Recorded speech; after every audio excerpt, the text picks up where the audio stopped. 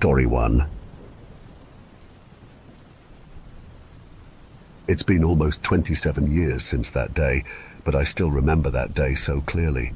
For extra context, I was 17 then, I'm 44 now, and this happened about 2.5 hours outside Cheyenne. It was a Friday afternoon on November 27th, 1998, and I found myself sitting in the passenger side seat of the car that belonged to my at-the-time boyfriend, Ricky. The pair of us were heading out to my boyfriend's ranch for a weekend alone out there, since his parents were on some vacation somewhere at the time. We spent the duration of the short car ride from town to his ranch chatting about teenager stuff, while whatever music was popular back then played on the radio. Everything had gone perfectly normal until we turned onto the road that Ricky's family had their ranch on. As we chatted about God knows what, the music on the radio stopped and was replaced a second later by the ear-wrenching sound of an EAS alert. These alerts were rather new at the time, so we hadn't heard many before. However, any time we had heard one, it had always been just a test. We assumed it was no different this time. We were wrong. On request of the mysterious entity tracking and historical organizational society, a civil danger warning has been issued for Carbon County, Wyoming, effective immediately and remaining in effect until sunrise tomorrow morning. Citizens are urged to shelter in place and report any sightings of animals that are of unfamiliar species to the authorities. This is not a test. Me and Ricky were understandably a little freaked out by this alert. We had heard alerts that weren't tests a few times before, but they had all been for regional weather advisories, not for whatever this was. As the car pulled into the driveway, Ricky turned his head to look at me and asked the question we had both been thinking. "What the fuck is animals that are of unfamiliar species supposed to mean?" he asked, sounding a bit freaked out. I stopped to think for a few seconds, trying to work out any plausible answer. "Maybe some exotic animal escaped from a circus," I suggested, though that answer made no sense even to me. If it was some sort of escaped circus animal, they'd just say in the alert that an elephant or lion, or whatever escaped, not be that vague about it, Ricky replied. Plus, why would an alert like that be sent by Mythos of all organizations? "Sam?" "I guess you're right," I replied, getting out of Ricky's car, followed by Ricky himself. "Let's just head indoors and stay put like they said, I suggest." Ricky agreed and we headed into the house. At first, the two of us tried to stay on guard, but that lasted no more than 5 minutes before we settled down on the couch in his basement and cuddled. Neither mine nor Ricky's parents knew we were dating, and we intended to keep it that way, so moments like these where we were free to be affectionate were rare. I'm not sure how long we stayed like that, but it was a while. Eventually, Ricky sat up suddenly. "What is it?" I asked, now slightly on edge. "We should check on the horses," Ricky said, "just to be safe, with whatever creature could be lurking around out there. I don't want anything to happen to them. My parents would kill me if something did." I nodded. "Sure, probably a good idea," I told him. We put on our jackets and boots, and then headed out the front door.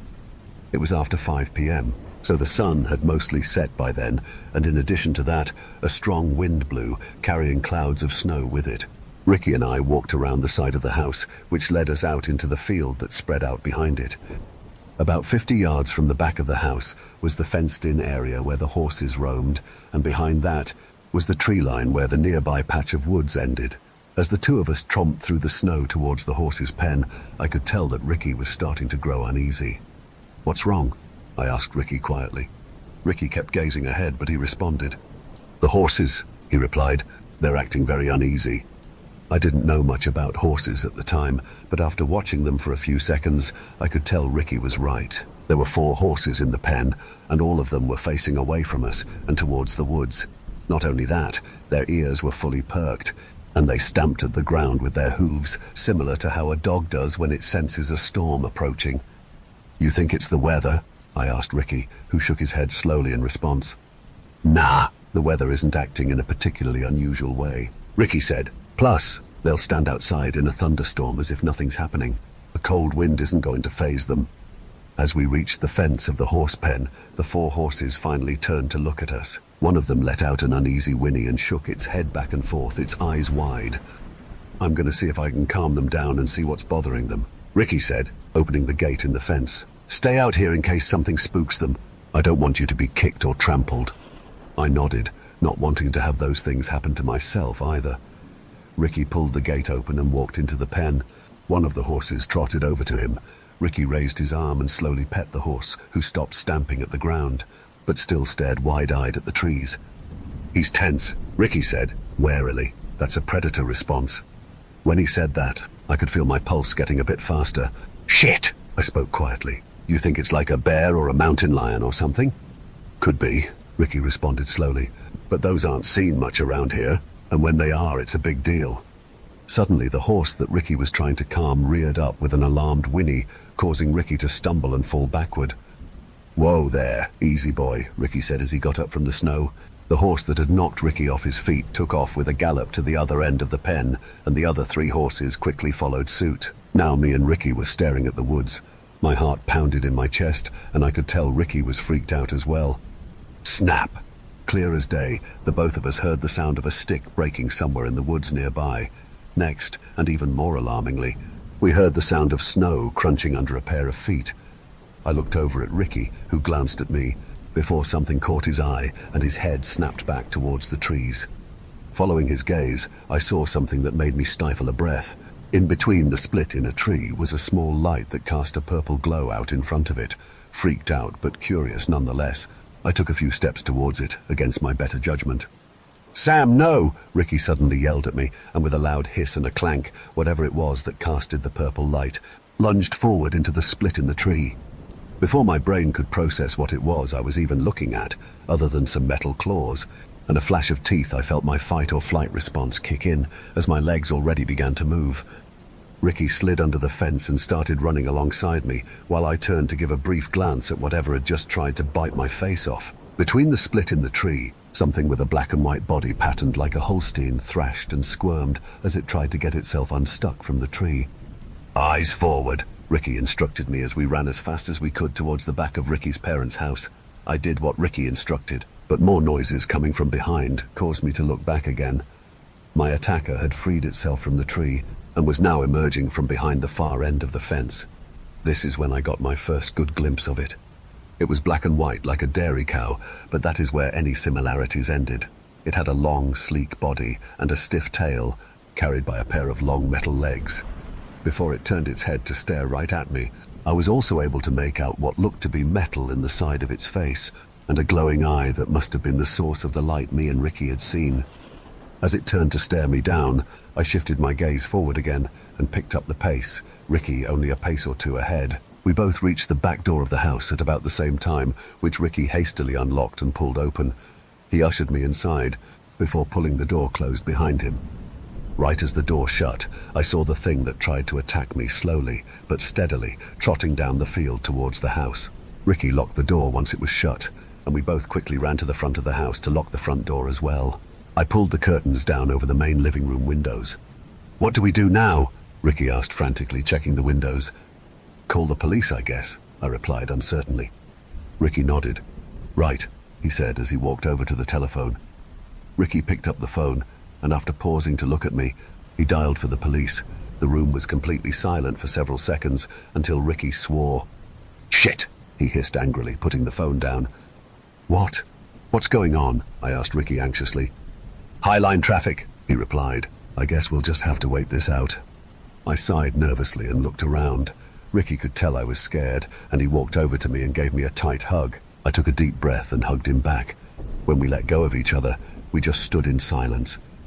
We both jumped when we heard a tapping and scratching sound coming from the back door. "Oh, fuck," I murmured quietly, clutching my hands together. "It's all right, love." Ricky tried reassuring me, but I could tell by the look in his eyes and the sound of his breathing that he was just as afraid as I was.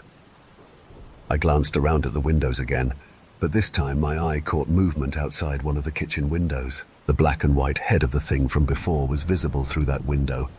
It seemed to just be standing there, natural side of its face turned towards us, watching the two of us through a single bird-like red eye. Ricky saw me staring at the window and noticed it too.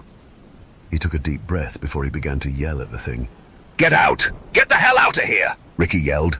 "I don't know what in the hell you are, but you are not welcome here."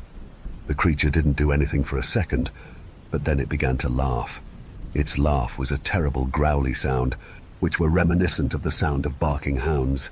We just stood there, frozen in horror as the monster laughed before ducking out of sight. It laughed, I just fucking laughed at us, I cried in fear and shock. Ricky didn't even say anything, he just nodded frantically. Then our attention was once again grabbed by the sound of more scratching, this time at the living room windows. Through the blinds we could see the silhouette of our tormentor. I had seen what it looked like already while running from it, but now, with nowhere left to go, I just stared at it, noticing a few features of its silhouette that I hadn't noticed. Firstly, I noticed this crest of plumage adorning its head that seemed to shift in the wind. Secondly, I got a good look at its forearms. They looked almost like the wings of a bird, but we could also clearly make out the claw protruding from each of them. It turned its head to stare at the curtains, once again allowing the purple light of its left eye to illuminate.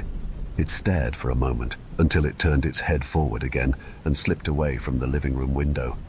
It was out of sight for now, but far from out of mind. Ricky quickly ran to his room and came back with a baseball bat. For about 10 minutes, nothing happened.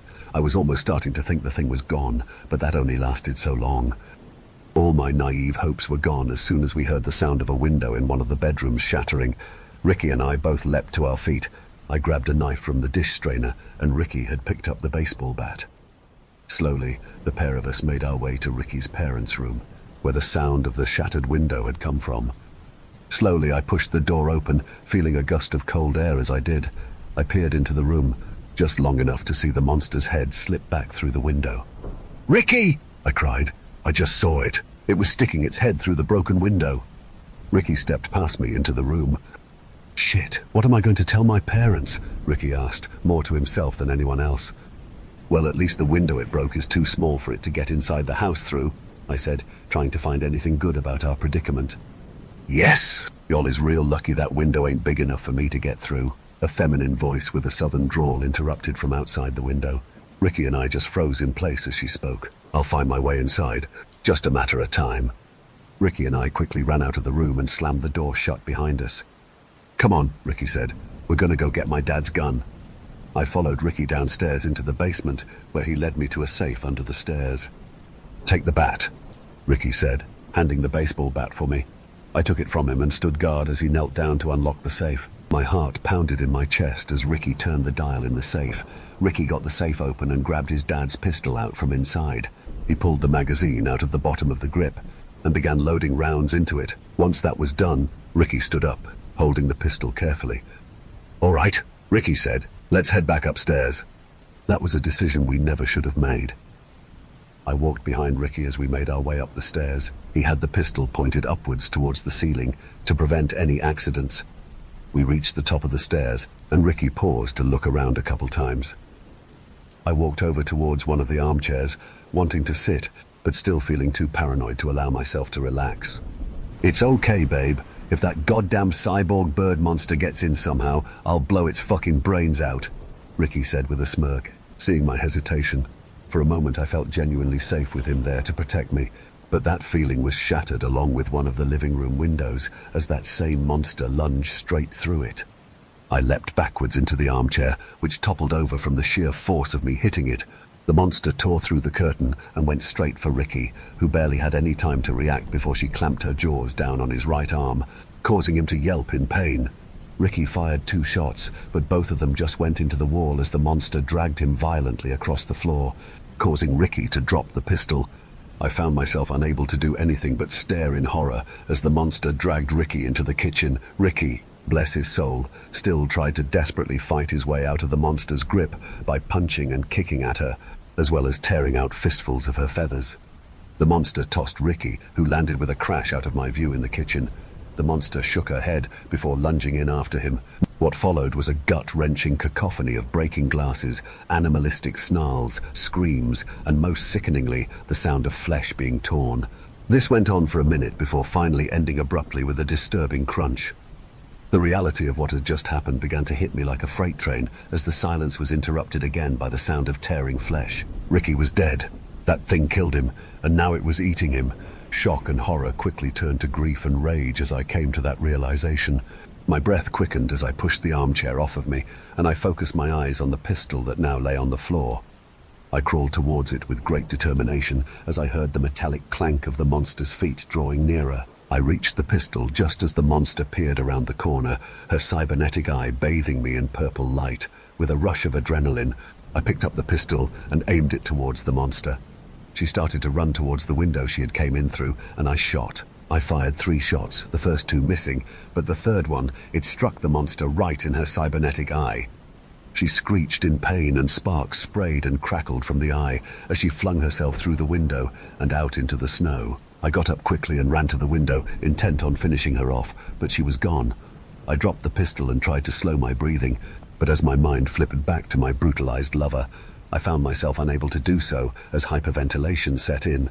The last thing I remember is being hit with a huge wave of dissociation as I sat down on the windowsill before it all went dark. The next thing I remember is a large man in a dark green uniform setting me down on a gurney in the back of an armored vehicle, where a nurse took my temperature and asked me a bunch of questions I didn't know how to answer. "What about Ricky?" I asked weakly. The nurse's face fell and she just shook her head. Story 2. He hadn't been to his job in days. All that was in his message was him identifying himself to me, an address, and a plea not tell his wife. I agreed to that last term for the time being. I didn't want to agitate him further. I would just tell his wife afterwards when I had convinced him to come home, but now I know that she must never learn of our meeting. It would be too dangerous for both of us. I drove through the night well above the speed limit. Cops be damned. I wanted to get to him before he could change his mind. I thought that if he could just see me, he would realize that he had to come home. I didn't know if he'd done something horrific that he was going to confess to me. I just wanted to make sure I had a record of whatever the hell he was about to say. It is from this recording that I am able to copy down word for word what we said. The rest, I was able to fill out from what I remember from that night. Trust me, I won't be forgetting that night anytime soon. I want the world to know the truth. I don't want anyone to think I made this all up. But once I'm done writing this all down, once I upload this thing, I'm done. That recording will be deleted. I've already listened to it a couple times. It takes all the strength I have not to smash my fucking phone just to get rid of it. As I got out of my car, I stuffed my phone into my purse, making sure to keep it open. When he saw me, he dropped his cigarette, mashed into the ground with his shoe, and came up to me, embracing me tightly in his arms. I was surprised he hadn't heard my car pull up into the church parking lot. My car was certainly not a quiet thing. He seemed distracted as I talked to him, but he also looked grateful to see me. At that moment, I genuinely believed I was going to convince him to come home. Please come home, we miss you, I said into his ear as we hugged. He chuckled and broke the embrace. A sad smile hung from his face.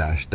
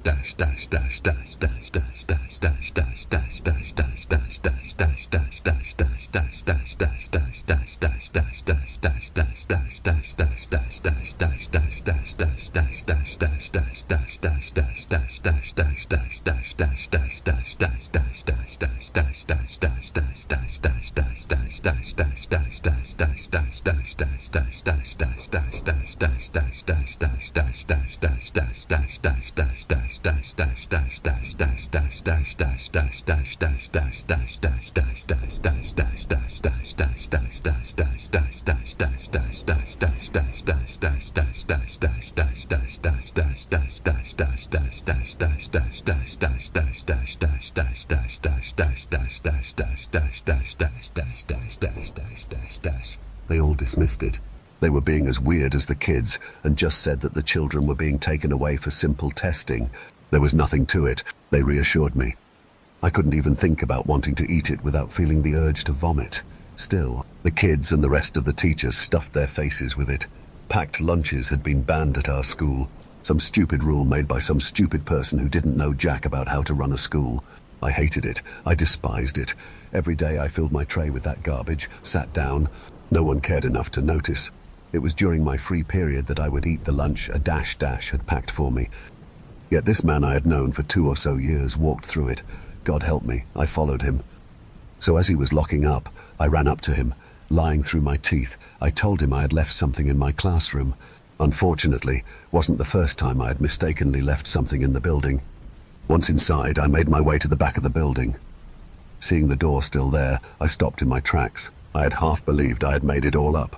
Of course I hadn't. Of course I was sane. I went to the door to open it. That door should have just opened up to alleyway, but now I was looking at the same impossible hallway for the second time. The moment I opened that doorway, I realized I couldn't go back. Something in my head, either in my own voice or hell, maybe even someone else's, was telling me that I needed to go forward, that entering this hallway was my destiny. So I stepped inside and closed the door behind me. I immediately regretted that choice the moment I made it. Observing the hallway, what first struck me was how short it was. There were only 2 doorways on either side, and then another one at the end of the hallway. Otherwise, what I had taken in, I had twisted into some Twilight Zone shit, but no, it was all so fucking normal. After the initial moment I took to observe the hallway, I began exploring. Naturally, I started with the first door. Pushing the door open, I was scared of what might lie within the room. Once I did fully open the door, I literally closed my eyes. So much machinery. It crowed the room, E-. I couldn't take more than 2 steps inside the room, let alone shut the door behind me. In its current state, the machine was shut off, but I could smell what it had been up to. The stench that had plagued me in the cafeteria was 20 times worse in this room. It enveloped me, and I feared I was going to vomit, so I shut that door behind me and went to the next. The second door opened up on an empty classroom. Thank Christ, it was empty. I had expected to find something like this in the hallway, but part of me had also expected to find some of my students in there, basically turned into brainless zombies. At this point, my friend laughed. What a horrible turn of phrase, he said, disgusted with himself. Sorry about that. E-. He didn't pause for me to accept his apology, that then made no sense to me, but instead just carried on. I explored the classroom, but there really wasn't much in there worthy of notation. What was of note was what wasn't in there. There were no educational materials, no lesson plan at the teacher's desk, and I swear to God I searched every single desk, but found no doodles, no carvings or anything on the desks. I would be lucky to find even one desk without any such markings in my own room, but here, they were all pristine. The classroom almost seemed like a waiting room. Unlike the room with the machinery, this room didn't physically make me ill, but it was somehow worse. This room scared me like I had never been scared before. It was familiar, yet somehow still unfamiliar. This room should have been my lifeline, the one room resembling normalcy, but I just wanted to get out of there. Any place was better than that fucking room. Behind the third door was an office. It was an exact mirror of the principal's office, which was on the other side of the building. Down to the damned paper clips, the room was the same. Hell, there was even the same mangled fire extinguisher that the principal kept for some unknown reason. There was some story behind it. I just never cared enough to listen to him explain it. The only thing out of place was an entire wall of file cabinets. I would have gone through them then, but they were all locked. It didn't seem to matter at that point. It wasn't worth the time it would take to pry them open. There were still 2 more doors that I needed to open. I didn't want to be in this building any longer than I had to. What I saw behind door number 4 made me lose my sanity for a little while, though I'm really not sure that I ever regained it. There was a laboratory, and in that laboratory, I saw the children that had been pulled out of my classroom. They were all stuck in these medical tanks. I think I could have kept my composure if that had been all. It of course wasn't.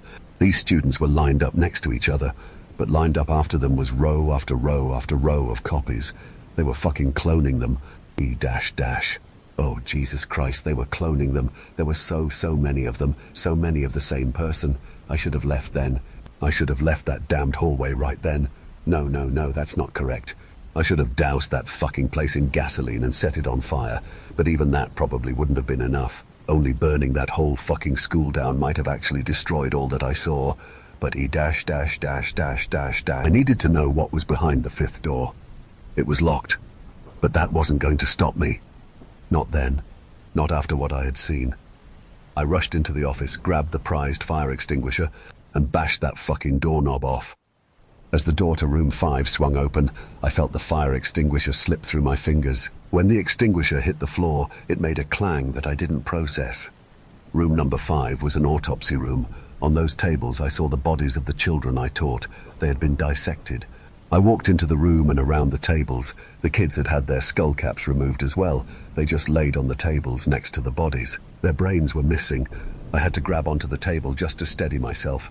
I stuck my hand in some goop, disgusted. I threw myself off it and tripping over myself, I landed on the floor. There was a container on the ground. The container was labeled for use. I could see the fluid through the container and the brains floating within that fluid. I jumped from the floor, trying my hardest not to connect all the rooms to each other in my mind, and ran to the office. I grabbed the extinguisher along the way. I went to the file cabinets and time after time, I rammed that extinguisher into them. I needed them unlocked. I needed to disprove these fucking theories that were being crammed into my head all of a sudden. The second that I was able to, I tore the paper from the metal jaws of the cabinets, ripping some of the papers to shreds as I did so. That wouldn't matter, I thought to myself. There would surely be enough information in these pages that would disprove what I already knew to be true. Sitting on the floor, I went through the pages. With every line I read, with every graph that I examined, the dread within me built. It was a chart that confirmed every fear that had been rolling around in my head.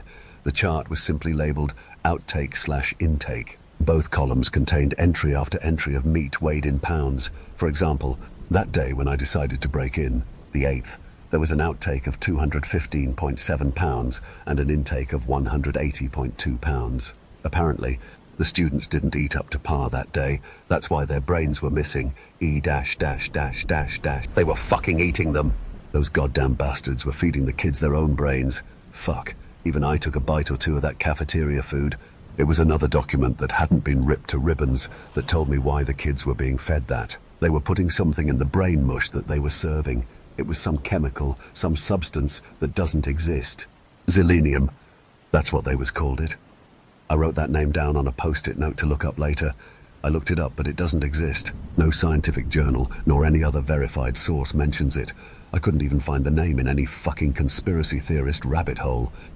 I guess it doesn't really matter that this material hasn't been recorded by anyone.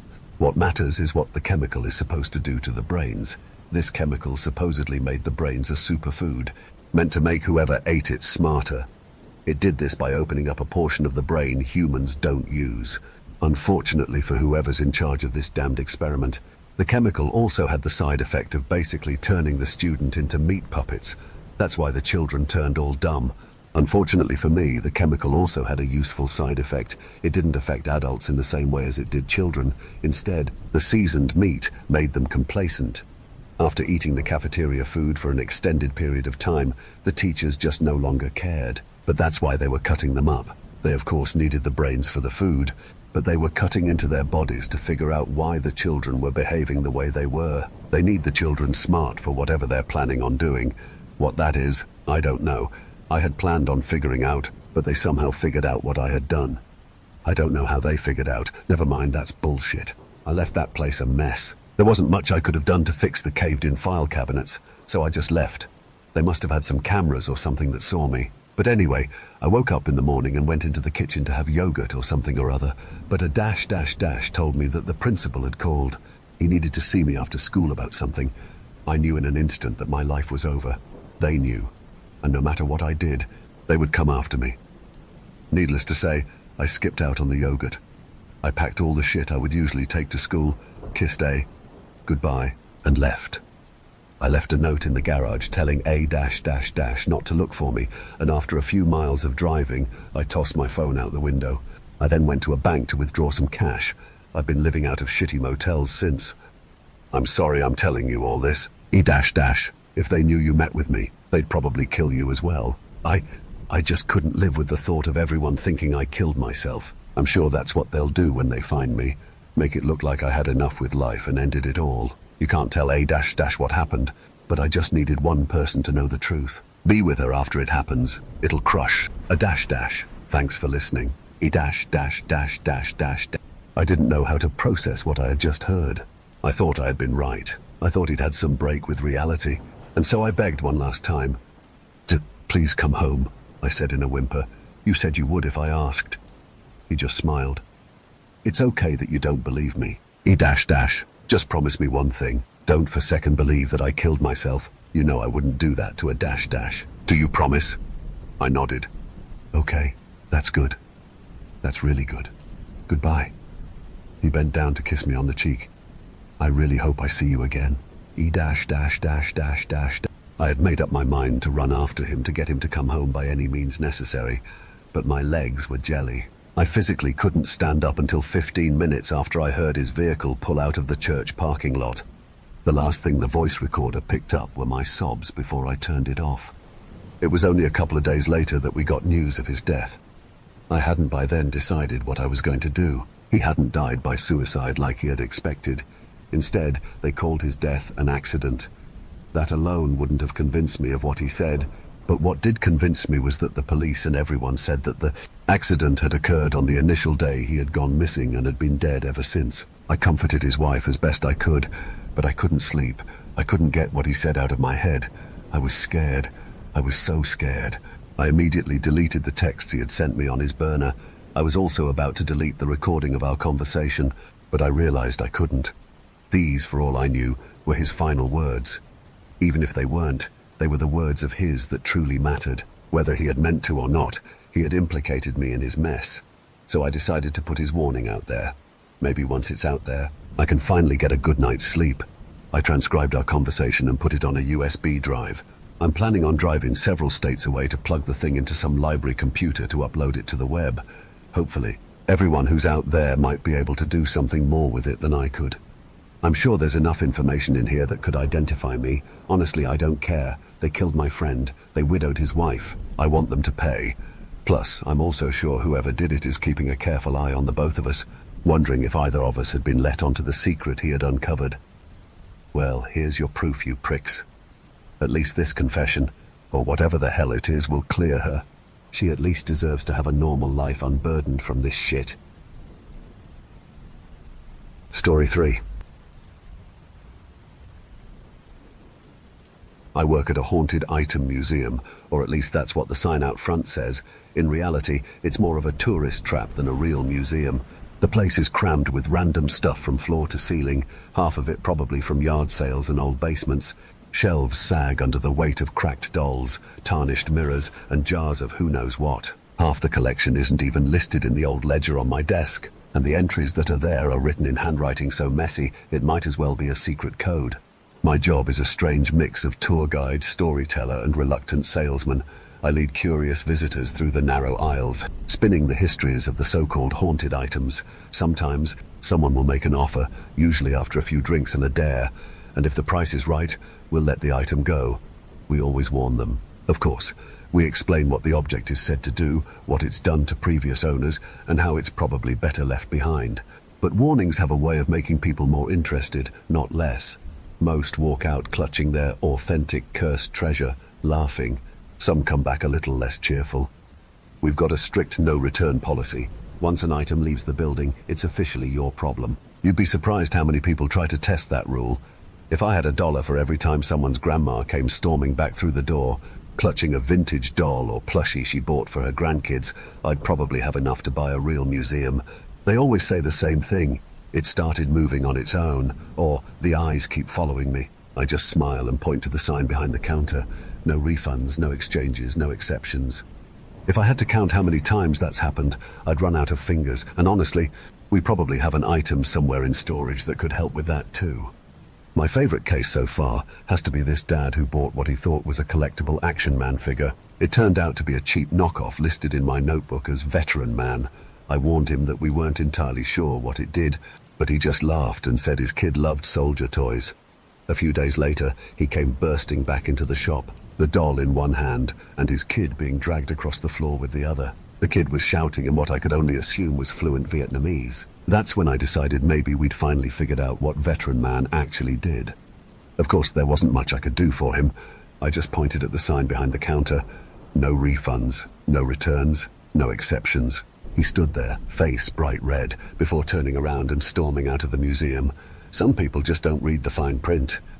Not everything in here is some silly little trinket that makes you start speaking an Asian dialect overnight. Most of the stuff we've got probably doesn't do anything at all. Just old junk with spooky stories attached to make tourists open their wallets. But every now and then, something actually works. And when it does, it's rarely harmless. If I had to guess, I'd say about half of what's in here is just dead weight, and at least a quarter of the rest could probably kill you in some creative and unpleasant way. Stuff like that is probably the main reason I want to share my experiences here. I've been the only employee for maybe 2, maybe 3 months now, and honestly, I like it that way. The guy who worked here before me disappeared one day without a word. No call, no note, nothing. I figure that's what happens when you don't follow the rules of this place, but I'll get to that later. It's a calm job, all things considered. A few tourists wander in every day, poking around, taking pictures, pretending not to be freaked out. And even when the place is empty, it never really feels that way. There's this low hum in the air, like the building itself is breathing. You start to get used to it after a while.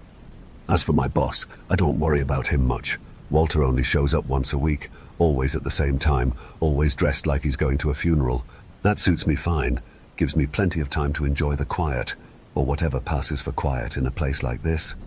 The owner of the place is an older guy I've come to think of like a grandfather. He's the kind of man who looks like he walked straight out of an old photograph, always dressed in the same perfectly pressed black tuxedo with a bloody red bow tie patterned like something out of a Gothic dinner party.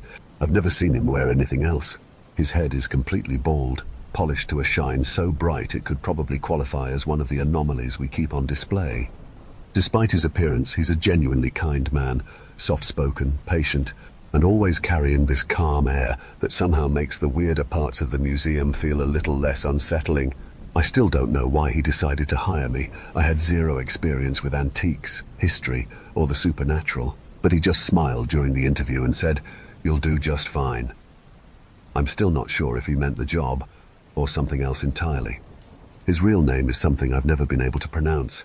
It's long, full of strange sounds that don't quite fit in my mouth, and I'm pretty sure it has something to do with whatever old country he's from. He never corrects me when I get it wrong. He just laughs that quiet, warm laugh of his, so I started calling him Walter. He seems fine with it. Honestly, he looks like a Walter anyway. He always shows up at the end of the work week, like clockwork, carrying that same calm smile. He hands me a neat little stack of crisp bills, usually around $1,500, and tells me to keep up the good work. Sometimes he slips in a little extra, or a lollipop, like some kind of reward for surviving another week in this madhouse. It's the kind of gesture you'd expect from a grandpa, if your grandpa happened to run a haunted museum and never seemed to age a day. He doesn't like talking about the museum much. I've tried asking him where all this stuff actually comes from, but he always dodges the question. Tourists have tried too. Some get bold after a few ghost stories and ask if the place is really haunted, or if he brought everything over from somewhere specific. He just chuckles, waves a hand and says, "It's all just junk from the old country." Then he changes the subject before anyone can ask what country that actually is. I stop pressing after a while. Some things here are better left unexplained. Of course, this wouldn't be a proper haunted museum without a few rules to follow, like I mentioned earlier. The first one's simple. Every morning before opening, I have to draw a straight white line across the doorstep. Nothing fancy, just one solid stroke with a piece of chalk. Walter insists on it, says it's tradition. So every day I grab the old brick of chalk from the drawer and drag it across the entrance until there's a clean, even mark. I'm not really sure what it's for. Maybe it's some old superstition from the old country, or maybe it's just to keep the more superstitious tourists entertained. But I've noticed a few people stop dead the second they see it, like they suddenly remember they left the oven on or something. They turn right around and leave without saying a word. Maybe the line keeps something out, or maybe it keeps something in. The next rule is about the necklace Walter gave me on my first day. He called it my protective gear. His exact words were, "Ever heard of Chernobyl? Treat this as your protective suit." I laughed at the time, but he didn't. It's a simple thing. An oval-shaped charm, white as bone, maybe made of bone for all I know. 3 lines of strange symbols are carved across it, shallow but sharp enough to catch the light. I've asked him what the markings mean, but he just smiles and says, "They keep you from becoming part of the collection." I'm not sure if he's joking. Either way, I don't take it off, not even when I leave for the night, especially not then. The third rule is probably the creepiest one, and it's about not answering anything when I'm alone. No voices, no calls, no knocks, nothing. If something makes a sound when there's nobody else in the museum, I'm supposed to ignore it completely. Walter never really explained why. He just looked at me with that polite little smile and said, "Best not to be polite to what doesn't exist." I'm guessing some of the items here don't like being ignored and want to see if they can get a reaction. Sometimes, late at night, I'll hear faint tapping from one of the back rooms, or a whisper that sounds like it's coming from the vent. The first few times, I almost called out just out of instinct, but then I remembered the rule. Now I just keep my head down and pretend I didn't hear a thing. So far, it's worked. There are also a bunch of rules about the objects themselves, of course.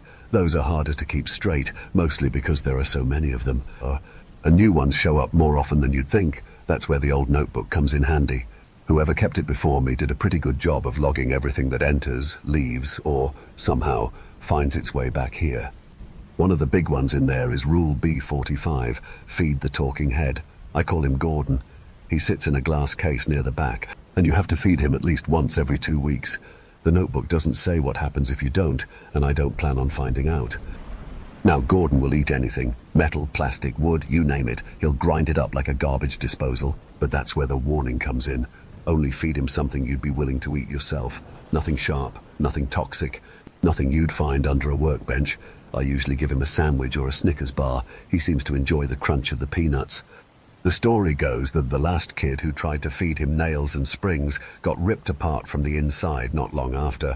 Whether that's true or not, I'm not taking chances. Gordon's got a mean bite for something without a body. D9 is the typewriter. It's an old black Remington model that still works somehow. The rule for that one's simple. Never read what it types out on its own. I've seen it start clacking by itself after closing. Keys moving like invisible fingers are at work. Once, I peeked at the paper and saw my name halfway down the page before I yanked it out and burned it. It's been pretty quiet since then. J4 is the snow globe. I like to think of it as the museum's own weather report. Shake it once gently and the little flakes start falling. Shake it twice and a storm rolls in somewhere outside. I can only imagine what would happen if it breaks. And then there's K0.